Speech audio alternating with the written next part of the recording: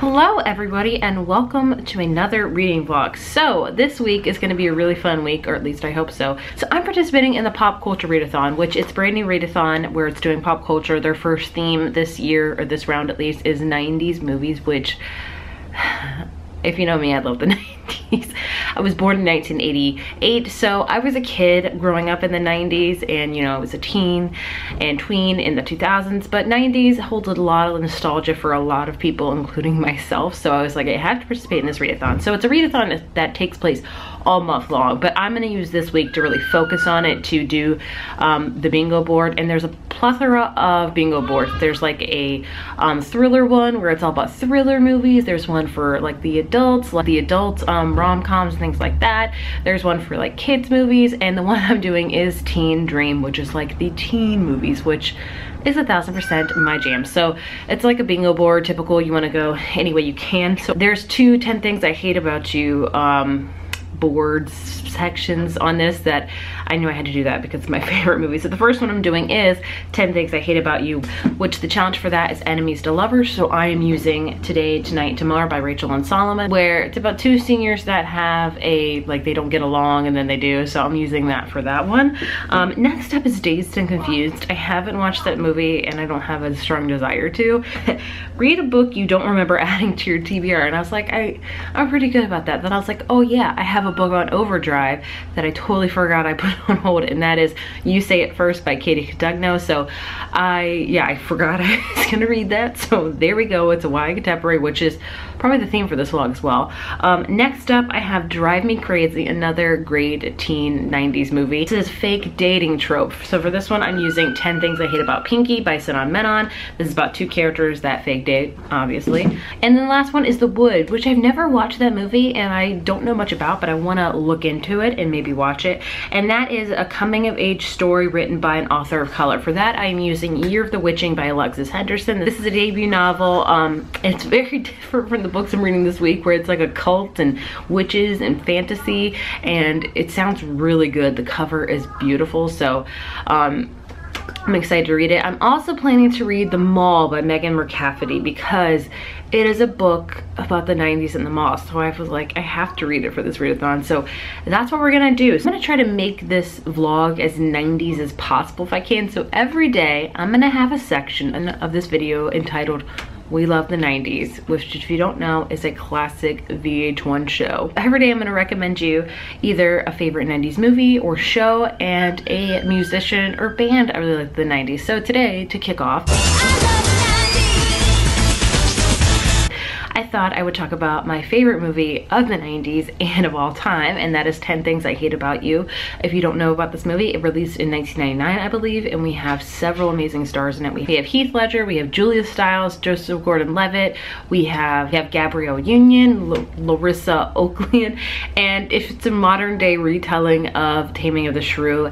And I can probably quote this movie verbatim. I love it, highly recommend it. A fun fact I wanted to share with you about this movie that's maybe not a fun fact. So there's a band in this movie that our main character, Kat Stratford, loves. I believe it's called the Umbrellas, or the Raincoated Umbrellas, something like that.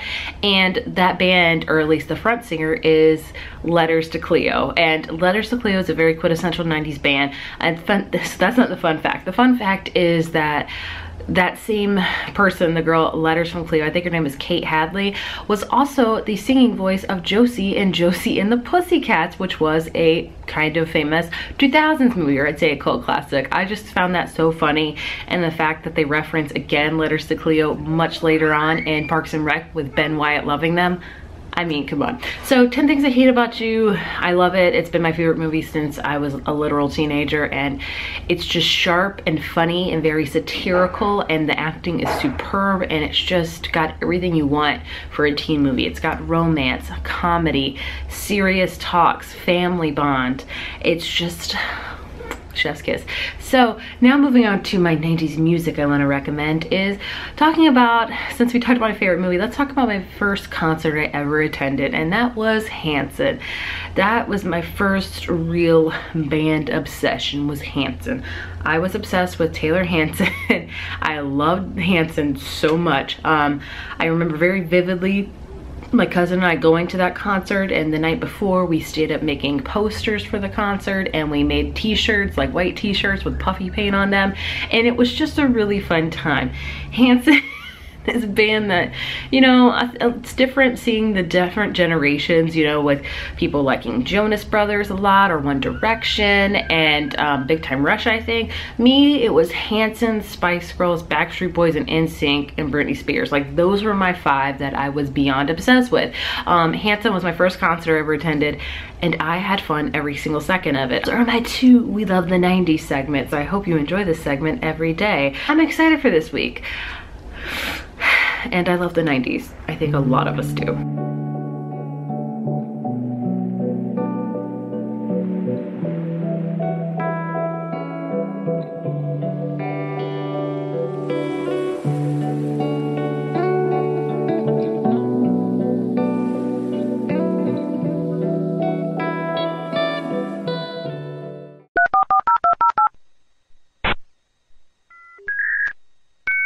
Reading updates. I did finish You Say It First by Katie Cotugno. I forgot the title of the book because I didn't like it. So I've read all of Katie Cotugno books. I think this is maybe her 5th or 6th one. I have such a love-dislike of her books, so I really tend to notice that I've loved her earlier ones and not have enjoyed her later ones. So I like her writing. It's just, I think the characters were the downfall in this book. So in this book we have the characters named Meg and Colby. You follow both of their perspectives. If you're the water, I'm filling up my son's pool when he's playing in it, just so you know. Meg is very political, very feminist and activist, and she works at this voting registration place called Recount, where she will call people and be like, hey, are you registered to vote? And if they're like, no, she's like, okay, we can set you up, and you know, there's no, like, it doesn't matter who you vote for, they just want you to vote. But she has a lot of political feelings, and one day she calls Colby, and they start talking, and they argue, and they hang up on each other, and then they call each other again and kind of form a relationship. She lives in Philadelphia, I believe, and he lives in Ohio. They're like 8 hours away, and so they start talking and texting and become friends, and you guessed it, more, and they learn that they're really different from one another, because whereas Meg is very political, very self-aware, knows, you know, what's right and what's... Colby just doesn't really care. He's very aloof, but he's also dealing with a lot, because I will say this does have a lot of trigger warnings with death of a parent as well as suicide. I think that's a big point of the book, but I don't want to, like, let you go into it and not knowing that, so just know that. So he's dealing with a lot after the death of his father, and it's really... he's just not caring about his life and kind of just stagnant, and him and Meg really challenge each other, and it's basically about their relationship and how very different they are, and sometimes that can be a good thing, sometimes not. And overall, I gave it a 2 out of 5 if I'm honest. I didn't want to give it that. I don't ever want to be reading a book and be like, I can't wait to give this 2. No, but I just didn't love it. I think they were just very incompatible. They fought all the time. The friendships they had were not that great. The parents were kind of, it is realistic of people, which Katie Cotugno does a really good job with writing realistic characters, but I just found myself not liking either of them, so there's that. I have started a new book, and that is Today, Tonight, Tomorrow by Rachel Lynn Solomon. I'm on page maybe 30, just started it, and I'm already really liking it. The reviews have been great. This is going to be my 3rd book by her. I love her books. That's my reading update for now. Sorry I didn't vlog anymore yesterday. It was a rough day with a capital R with my son. There's a lot of rough days lately. I've shared with you guys time and time again. He's autistic, and some days are just really hard. I'm having a lot of those lately, due to a multitude of reasons. I'm going to keep that personal because it's my life, his life. That's all there needs to be said about it. But today's a lot better. Also, let's do our daily segment of... Today, I'm going to do a multitude of things. So music, I want to talk about 90s music as a whole, especially the alt rock, pop rock genre I was really into. Not so much when I was younger, but very much so now. I have a whole playlist dedicated to like pop rock. By that, I mean my ultimate favorite is Bare Naked Ladies. I love them. They're just the quintessential 90s. Love Dave Matthews. Hootie and the Blowfish, I love them, honestly. The Gem Blossoms, there's so many. The Spin Doctors. My son actually loves listening to 90s. Mr. Hazel's another great band. The Cranberries. Bare Naked Ladies is the most on this playlist, I will say. Tonic, Blues Travelers, the Goo Goo Dolls, Third Eye Blind. I just love the pop rock. I'll leave my playlist down below in case you want to like check it out. I like a spring summertime playlist for me. If I'm feeling down or not in a great mood, 90s is what I go to, and I probably listen to it every day, mainly because of my son. But yeah, that's my music recommendation for the day. Movies, I'm going to talk about some of my favorite animated movies when I was young. So there was a lot that came out in the 90s, like The Lion King. I think Beauty and the Beast came out in the 90s. I liked all those. One of my favorites that I don't think it talks about a ton is The Rescuers Down Under, which came out in 1990. It was a sequel to the 77 one, which I've seen, didn't love, but I loved. Oh my gosh, as a kid, I loved Bernard and I forget the other mouse's name, but I love Down Under. Oh my goodness. It's about two mouses that go save kids, and it's just so cute. I also was a really big fan of Space Jam. Space Jam came out in the 90s. If you don't know Space Jam, it's like a mixture between animated and real life. Michael Jordan is the star of it. Bill Murray's in it. Bugs Bunny, Daffy Duck, all of them. It's just such a hilarious movie. Me and my brother watched it a ton. Another one is a random one that I like because I was just looking up kids movies from the 90s and I came across The Pebble and the Penguin. I was really big into that one. I loved that one. That was a really great one that I don't hear anybody talk about. It was Dinosaurs. I loved it a ton. The Page Master was one I really liked too, randomly. And The Swan Princess. I mean, there's a whole plethora of them. Those are just some of my ones I remember watching a lot when I was younger. So yeah, that's today on We Love the 90s.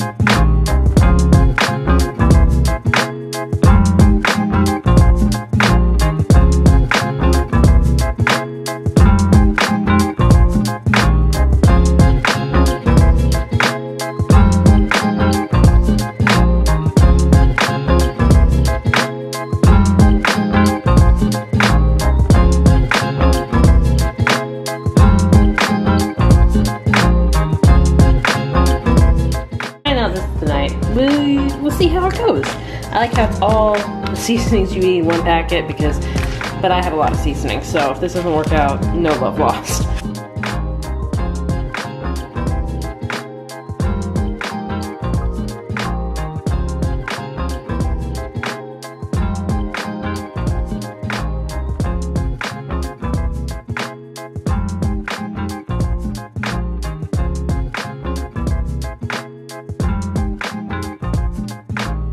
Hello everyone. We thought it would be a fun idea to share some photos of us in the 90s. So this is my husband Matt. You've probably seen him on montages. He's never really in it, but he's in it now because he has some family photos to share. So just for reference, for the 90s, we were both different ages. I was born in 88 and you were born in 81. Like 7 years apart. So our pictures are gonna look a lot different. What picture is this? Do you remember the year and what grade?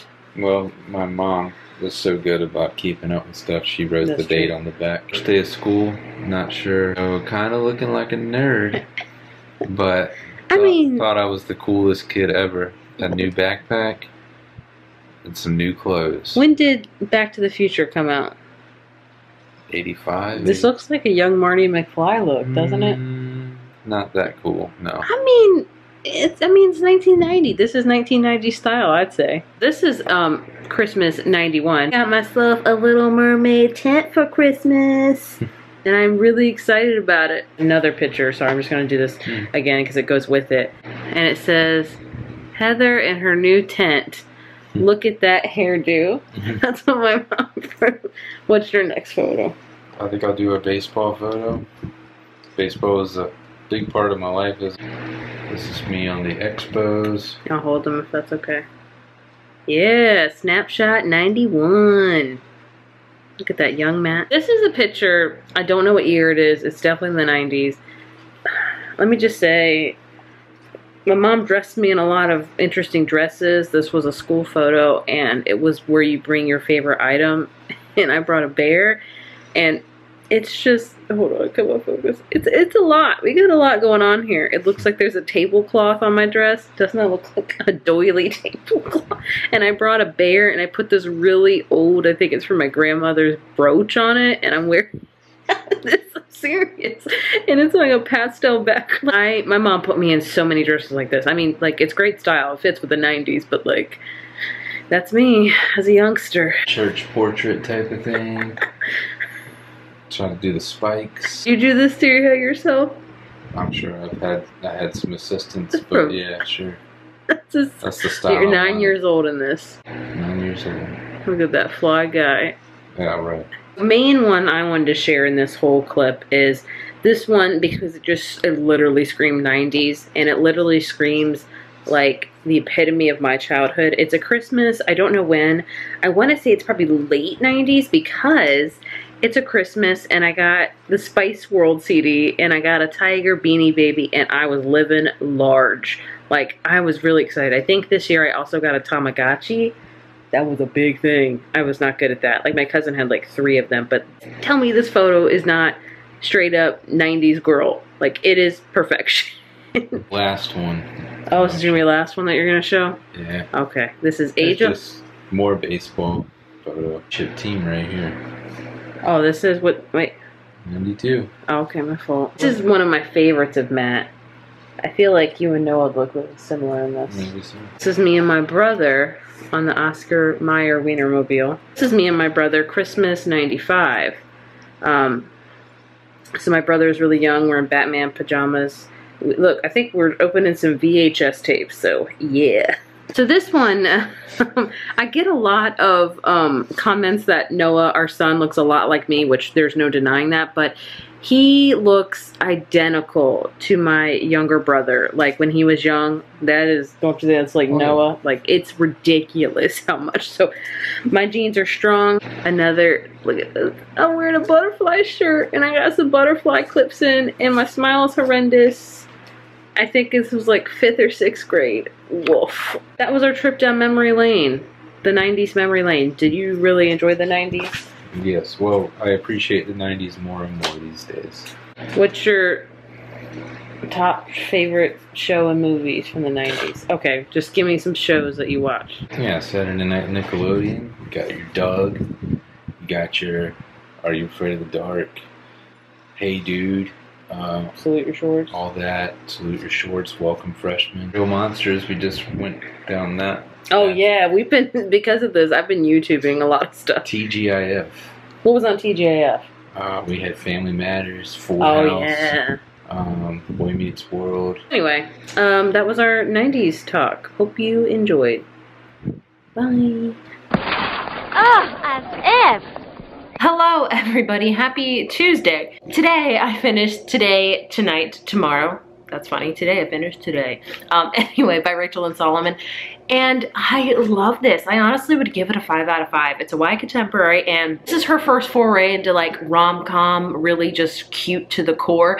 And I loved it. I was nervous because I'm like, she writes a lot of hard-hitting stuff, but goodness me, this was just straight up adorable. So we follow a character named Rowan, and she's a senior in high school, and she has this arch nemesis named Neil McNair, and they have been battling since freshmen with like grades, anything they can possible. They're like arch nemesis, and basically it's the very last day of school, and one of them's gonna be named valedictorian. That's like their last fight of who's gonna be better, and Neil is named valedictorian. That's not spoiling anything, it's on the back of the book, and she's obviously very distraught until that night. Their senior class has this game called Howl, and it's like a scavenger hunt slash like tag game. Like you have an armband around your arm and you have clues to take you all over Seattle, because this book takes place in Seattle. And if somebody, like, you have a target, if you get the target's armband, they're out of the game, and whoever is left standing gets like $5 grand or something like that. And so what happens in this book basically is Neil and Rowan team up unexpectedly, and they learn that maybe they don't really hate each other. And as I always say with romance books, you can guess what happens next. This book also takes place in one day, which some books can really pull that off well, but some of them can't, and I was worried about that. But this one really did it well. I thought it flowed really amazingly, and I just love the romance in this, how it was a very kind of, it wasn't insta-love because these characters have known each other for a long time, so they may have really realized their feelings quickly, but not really because they've known each other for so long. But I loved how it was hate to love, and I loved that it took place in Seattle, and I just now put 2 and 2 together right the second that this book takes place in Seattle, and I'm reading it for the prompt of 10 Things I Hate About You. And where does 10 Things I Hate About You take place in? Seattle. It was meant to be. It was fate. And what am I about to watch right now? 10 Things I Hate About You. Oh my gosh, I'm horrible at angles. But either way, I would say if you're just looking for a fun, great romance that takes place in a day that really emphasizes Seattle and just a really good time, I loved it. Would highly, highly recommend it. And yeah, I also love that Rowan wants to be a romance writer, because I was like, oh my goodness, this is just great. And her parents are authors as well. And I could gush about this. I have loved Rachel Lynn Solomon since the beginning. I feel like she's a very much underrated author, and I do think this book is going to project her like off the map and people are going to be really interested. But to that, I will say, yes, this is really cute and fluffy. Just know that her first 2 books are just kind of hard. They're hard hitting.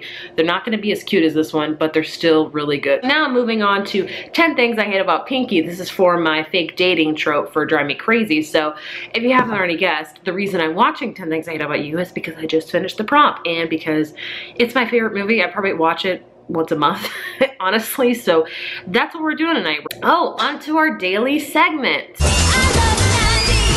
So today I'm gonna make this very quick because I feel like this vlog is gonna be hellaciously long. For music, I'm gonna talk about Spice Girls. Spice Girls were my second concert I ever went to, and Spice Girls really resonated with me with the whole girl power movement. That was my first ever, like, Hanta was my first ever boy band love. Spice Girls was my first like girl group that I really loved. I really resonated with Baby Spice for some reason. I had a lot of things Spice Girls. I had the CDs, I had posters, I had the movie Spice World. I even had those lollipops where they had like the holograms of them in the middle. I was Spice Girls crazy. I mean, Spice Girls, they're just quintessential 90s. I love them. Wannabe, Spice Girl, Stop. There's just literally so many songs that I love. So yeah, Spice Girls, I have to mention them for 90s. So since we're watching 10 Things I Hate About You tonight, I thought I would talk about some of my other favorite like rom-coms in the 90s. I left my list in the other room, so I'm gonna have to go with what I remember. Oh, one I remembered that's not a rom-com, that's a teen movie that like I hear nobody talk about, is Wild America. I was obsessed with that when I was younger because it had my first ever celebrity crush in it, Jonathan Taylor Thomas. I loved him. Oh my goodness. Why? I'm not sure. It also had Devon Sawa in it. It's about these 3 brothers that travel and go like to find bear caves and all this crazy stuff, but I freaking was obsessed with that movie, and I don't hear like anybody talk about it. Drive Me Crazy is one. Clueless is quintessential 90s. Goodness me. Paul Rudd, who, by the way, ages so beautifully. I don't know why I do that now, but I mean, there's Drive Me Crazy. There's just so many more. But yeah, today we're doing 10 Things I Hate About You, which came out at the very tail end of the 90s in 1999. Took place in Seattle, and there's several landmarks in that movie. And actually, they reference 10 Things I Hate About You in this book, because if you've seen the movie, you know the famous paintball scene when Heath Ledger and Julia Stiles, when they go to this paintball park. That scene, that made that landmark famous in Seattle, and they go to that, or they talk about it in this movie, and I was just like, I have to watch this tonight. I have to. So we're gonna do that, and I'm really excited.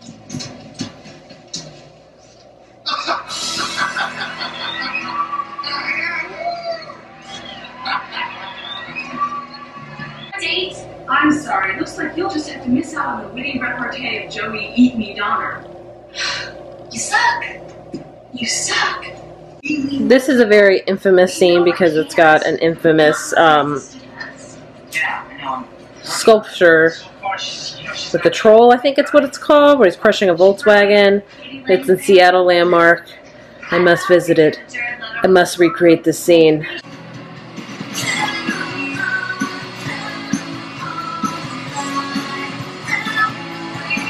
And now we have the infamous scene from 10 Things I Hate About You. Probably everyone's favorite scene. It's definitely one of mine.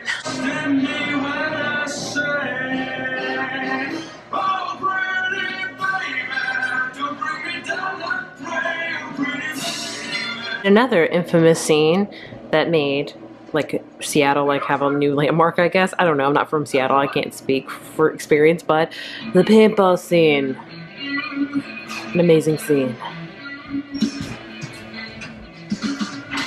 Funny brunette teenage normalcy? What's normal? Those damn Dawson's River kids sleeping in each other's beds and whatnot? I always love that line. And we have reached the pivotal poem scene. And this is my favorite scene out of all of them. Even when you're not around, and the fact that you didn't call. I won't say I hate the way I don't hate you. Not even close. Not even a little bit. Not even at all. Perfection. I hope you enjoyed that. Random clips of 10 Things I Hate About You. I know I did. See you tomorrow.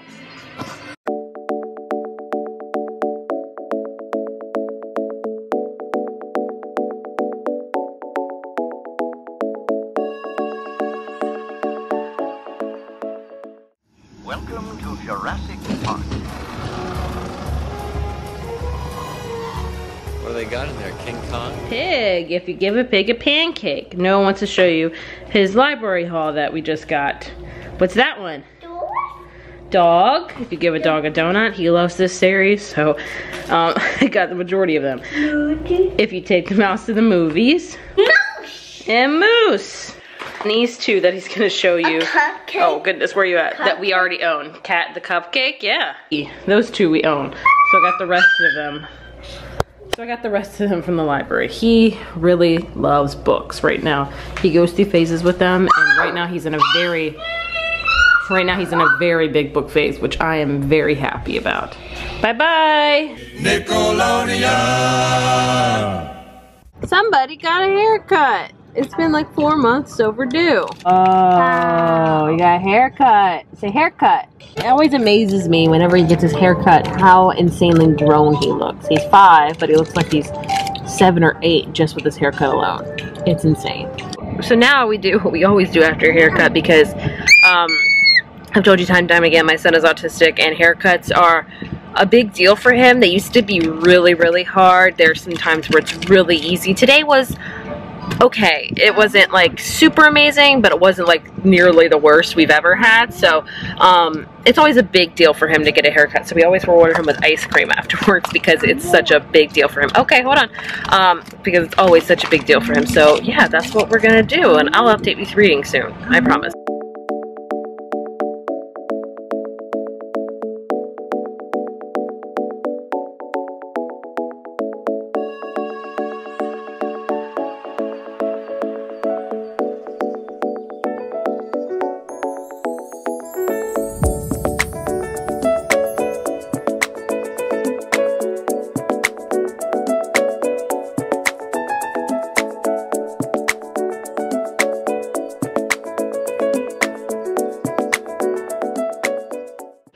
Reading wise, I did finish a book last night. I did 10 Things I Hate About Pinky, sorry, by Sandy Bennett, and I did enjoy it. This is her 3rd book in the When Diplomat Rishi. Oh my gosh, I'm very sorry. It's gonna be really windy. I think a storm is brewing in soon. So I'm sorry if the sound is horrible, but anyway, I finished this last night. This is the 3rd book in the When Diplomat Rishi world, and they're all companion novels, so you don't have to read them in order. They all have intersecting characters in them. So in this one, we follow Pinky and Samir, and they were both in the previous one. Oh gosh, insanity at my house. They were both in the previous one. There's something about which I really enjoyed, so now they have their own book. And this is about Pinky, who is very rebellious. Her mom's like a corporate lawyer, yeah, and she does a lot of things to rebel and things like that. And we also have Samir, who's very like rigid and follows the rules. And so in order to like really show her parents that maybe she's not all that bad, like she says that she is dating Samir, like fake dating, and so it's about them fake dating. And eventually, as I always say with romance books, time and time and again, you can guess what happens next. Overall, I gave it a 3 out of 5. It was cute. I love Sandy Menon's writing. It's just adorable. This one isn't my favorite in her When Diplomat Reaches series, though. I think my favorite is There's Something About Sweetie. I just love that one so much. If you are a big fan of fake dating and just romance and YA contemporaries, I would recommend checking this one out. And I'm glad I read it because I really do enjoy her as an author. Can I talk? So now, oh gosh, 1 second, windbreak here, and the table's such a, oh my gosh, I need to get myself together. So now I am on to my last 2 reads that I plan to read for this readathon. I'll update you on that. Will it rain or not? I'll also keep you informed on that.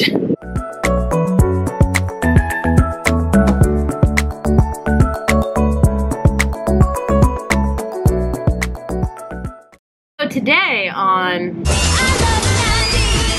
I'm going to talk about 2 movies that really resonated with me a lot when I was younger, and I totally forgot about them until I went into some research for this whole readathon of 90s. Yes, you could show, okay. Is that your dragon? You're gonna have no intermissions. So yeah, I was doing research of like movies and music and all that, like I remember, but I don't remember what year and stuff, and then I saw these 2 movies and I was like, these are really critical to my childhood. And the first one is Harriet the Spy. Is that Nemo? Nemo. Harriet the Spy came out in 1996, and fun fact, it was the first ever movie like under the Nickelodeon Movies banner, like Nickelodeon produced and Lego Man, yes. And Harriet the Spy is like about this 11-year-old girl, I think, that just like spies, and she like goes around her neighborhood, McQueen. That's like McQueen. Yeah, like McQueen. And she just tries to solve mysteries and things like that, and I was obsessed. I tried to do this on my own neighbors. I mean, nothing really happened. Like I tried to find a magnifying glass, binoculars. I really wanted a yellow trench coat, like the rain jacket she had. I loved Harriet the Spy. I even had like a notebook because she would write down all the findings she would see around her neighborhood. I thought it was just so interesting. I've told you guys repeatedly, my memory is just horrendous, but every now and then I remember things. But one scene from that movie that I'll never forget is when Rosie O'Donnell, who is Harriet's nanny in the movie, takes her to like her friend's house that has this really eclectic front yard where you can like, there's bubbles and there's like glass bottles and it's like a museum. It's just really cool. I love that scene so much. But I loved Harriet the Spy, and it really like shaped my childhood, I guess you could say. Also with that is Matilda. So Matilda, I'm sure you know, was based on the 1988 book, which was the year I was born, by Ronald Dahl, which I have read, I think. I don't know. I'm a big fan of Roald Dahl, however you say his name, but Matilda was just a beautiful movie. It is kind of hard to watch with Miss Trunchbull, is that her name? The principal that would stick people in the pokey. Oh my gosh. But you had Miss Honey and you had Matilda, who was just this amazing child that had magic. Who doesn't remember the infamous breakfast scene where she makes the pancakes with that? It's just an amazing movie. I highly recommend. Maybe I'll read Matilda soon, but I love that movie. It taught me that reading is fun, and it doesn't matter what anybody thinks that you love reading. And Harriet the Spy and Matilda were just really quintessential movies for me. They both came out in 1996, and I love them a ton. I still think they both stand the test of time. Harriet the Spy is a true kids movie. It's fun. There's dance scenes in it. I think it's just a fun movie, and Matilda is just a classic in my opinion for readers. Like if you love reading, I think everybody should watch Matilda, because there's so many scenes of her like going to the library and having a wagon, and she takes a wagon and she fills it up with library books, and I was like, oh my gosh, I just feel myself in this, and it was just amazing. That was today on the 90s. Sorry, these clips are so long.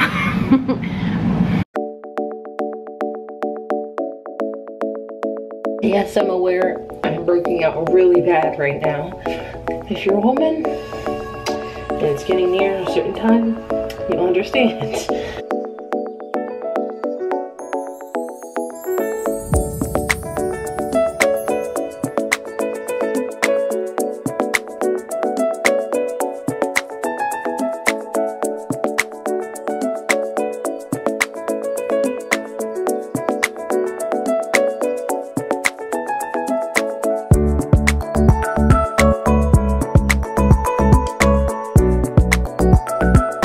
This is not every night, this is twice a week, especially because the chin is horrendous.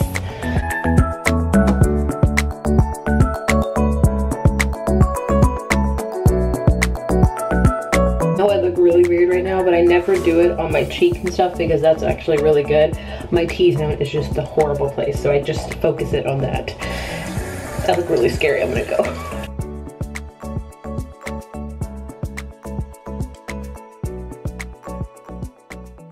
Here, my friends, we have a nice blast from the past. My husband so amazingly put all of my home movies on like DVD and on the cloud and stuff for my mom and stuff. This is my 6th birthday. It's the year 1994, and my 6th birthday was at a skating rink, so fun stuff. It's my mother, but that's me, and there's my brother right next to me with the really blonde hair. You can tell that we're very related. Oh, I think I got a Barbie. How exciting. Well, another Barbie. And I'm wearing a Lion King shirt. So, yeah. True 90s child right here. And the infamous skating rink. Lots of just skating in the 90s. I was here at the skating rink a lot.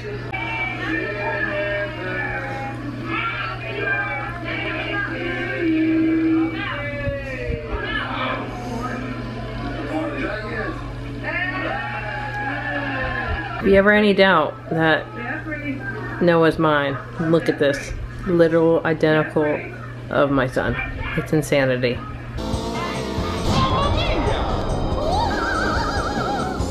Hello everyone. Happy Friday.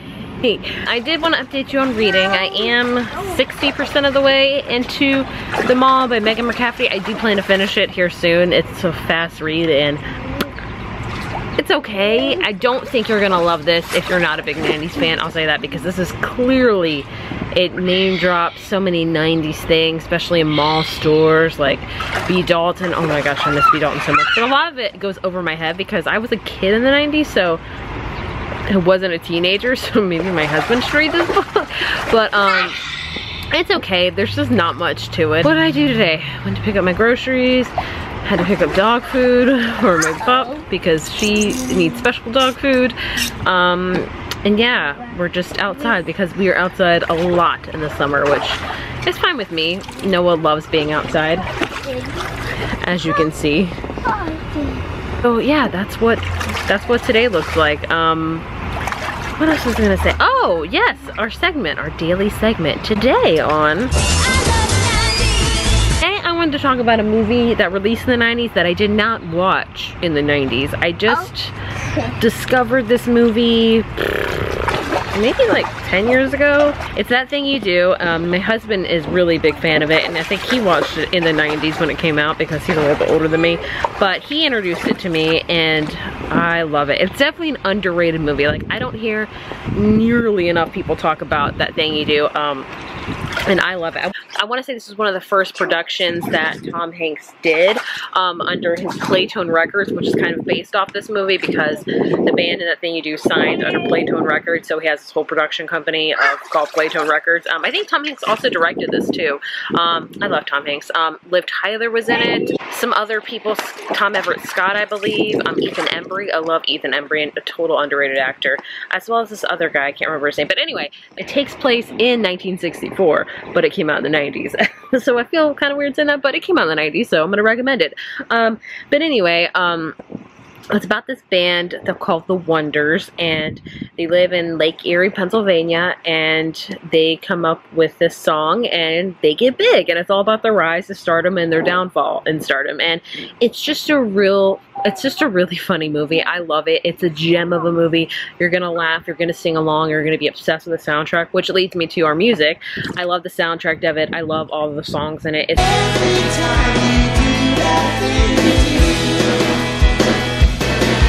just a well-crafted movie, and I love it, so I highly recommend you watch it. It's, like I said, it came out in the 90s, but it takes place in 1964, so am I cheating? I don't know, but I really loved it, and I don't ever hear anybody talk about it, so go watch that movie, do yourself a favor. I am 99% sure you're gonna love it, because it's just a heartwarming, amazing movie that I adore. So yeah, that's today on We Love the 90s.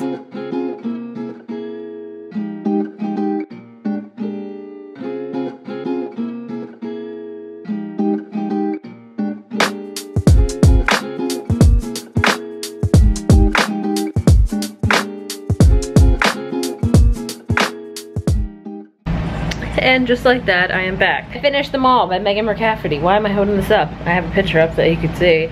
But like I thought, it was okay. Gut rating is like a 2.5. I don't think it's anything spectacular. This is a book about a character named Cassie who works in the mall, I think in the summer of like 1990? I think it's like the very cusp of 90. I'm excited because she has this job at America's Best Cookie. She has like this plan with her boyfriend.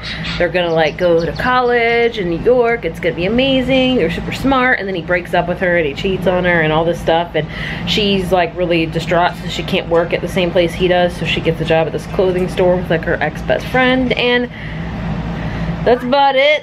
There's like a little treasure hunt going on within the mall, and it's just, I would say, if you're not a diehard fans in the 90s, I don't think this book is worth reading. There's like so many, you know, name drops of stores and music, and it's just really 90s. Also the characters, like I didn't really care about them. I don't know. It was just okay. That's all I can say about it. I'm glad I read it for this readathon because it definitely got me in the 90s spirit, but it's not something I'm going to recommend to everyone, only like people that really want more 90s, really more kind of nuanced 90s, I guess you could say. I'm going to move on to Year of the Witching by Alexis Henderson. I am very excited about this book. I saved this book for last because it's a much more darker fantasy book about like a cult, a religious cult, and I've heard that it's really good, but it's really slow, and I don't do well with those type of books, so I'm like worried about like my speed with reading it, but we'll see. I'm gonna vlog today. I don't know. We'll see. I bid you stand, men of the West! For Frodo.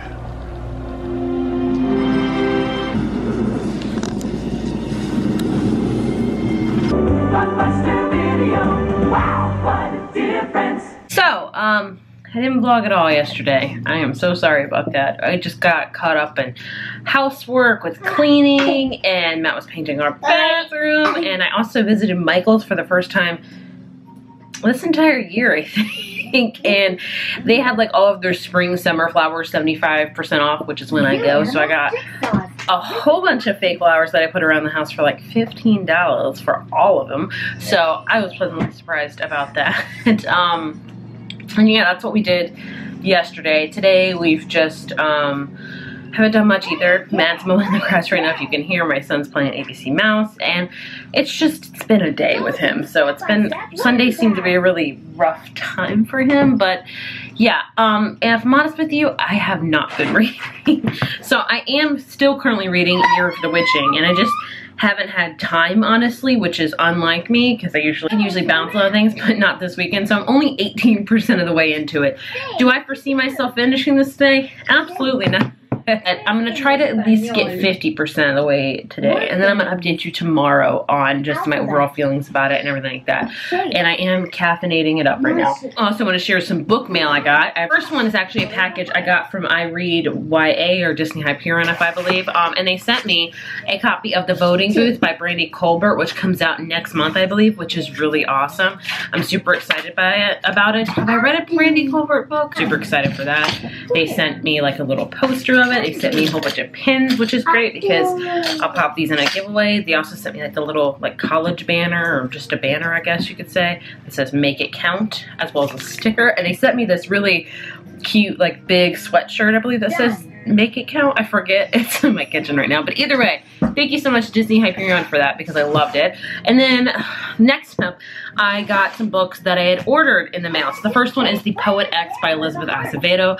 This is her third book. Well, actually, it's her first book. It's the last book of hers that I still need to read. I've read both of her books this year, so I love it. This one's also totem verse, which I read Clap When You Land last year and loved it so much, so I'm very excited for this one. And then I also bought The Whisper Man by Alex North. So this one is a book that I like almost bought 3 separate times last year because like it was being buzzed about and everyone was talking about it, and it has to do a lot with like child abduction, and I don't do that. Like I say time and time again I'm a scaredy cat, but I've been getting a lot better with that. But something when it's like too realistic and too close to home because I have a kid, I just no. But I read his newest one with Gabby from Gabby Reads, which we had a great time texting about it. I really enjoyed it despite the ending, and it was very creepy, so I thought maybe I can handle this. So I bought it. Hopefully I can handle it. We'll have to see. Either way, these are the 2 books I bought. Yeah, and that's my update for Saturday. Oh my gosh, it's Sunday. It is Sunday, isn't it? Oh my god, is it?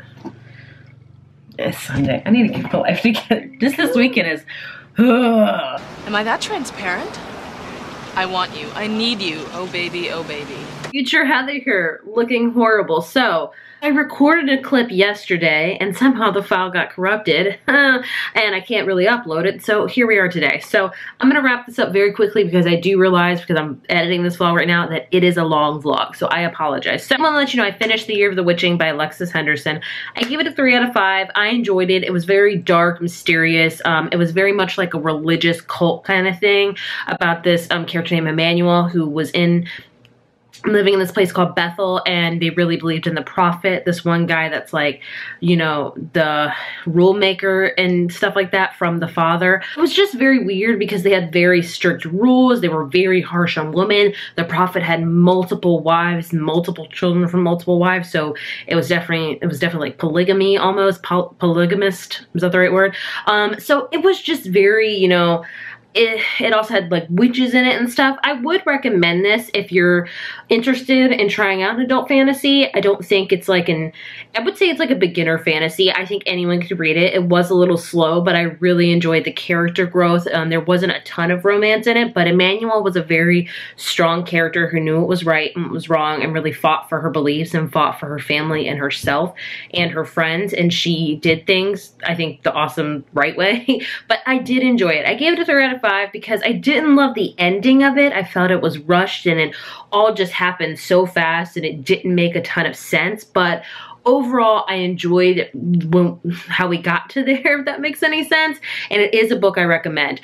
And the cover too. Oh my gosh, I'm gonna have to buy this book when it comes out. If it's not already out, I need to look into that. But I enjoyed it. So yeah, that was just me wrapping up this vlog. But if you did enjoy it and you like the theme of this, how it's very 90s themed, let me know. I would love to do like an 80s one, a 2000s one, and just really take a week and focus, like, not just reading, but like just sharing lifestyle and history and stuff of me when I was in that time, even though I wasn't alive most of the 80s, but I could still share favorites from the 80s. But if you would like something like that, let me know. And hopefully Popculture Readathon will do different decades, because I thought this was a great idea and it was very fun. So I would highly recommend checking out their Twitter account to learn more about them, because it was fun. They had so many threads and movie watches and everything, and I highly recommend it. So yeah. Again, sorry, long vlog. Hope you enjoyed. Let me know if you want more themed things.